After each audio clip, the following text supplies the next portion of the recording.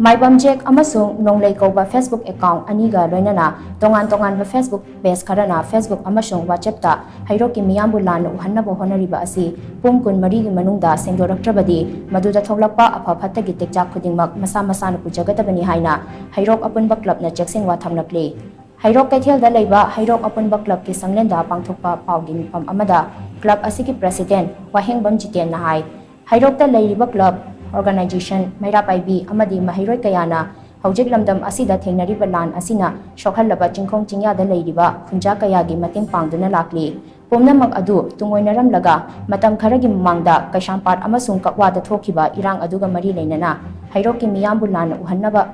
Uhanba Yaba Mawongda social media da Thakalakliba Asi Laibak Tibani social media posting Asina Lan Asidagi Nathaiduna I Mashagi Marakta Nunsinadana Basinba Oina Thokle Thawong asi hairok apunba club na tumina yengduna leithokloi Maibam Jack amasung nonglei hariba Facebook account sing asi handle tawriba singna masa na langjakiba maral sing adugi matung inna Pung marigi manungda miyam khangna Shengdoraktrabadi asigumba mathong huktaba thawong kaya chatharabasu Manipur police ki cyber crime na tumina yengduna leiriba asi pendabako I hainasu mahangna makhata na phungdokhi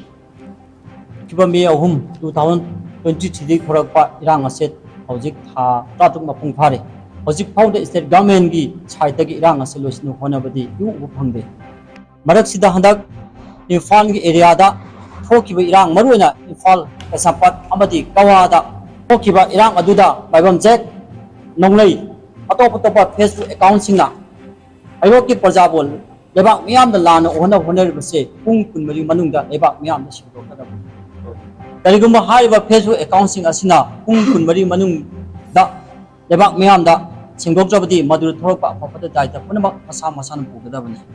marak sida hairok amadi Haban district pu lana uhunab amadi achai mirai khaiduna lebak miyam da lana honariba se hairok apunma kalaki maikadagi nungaitaba phungthok sari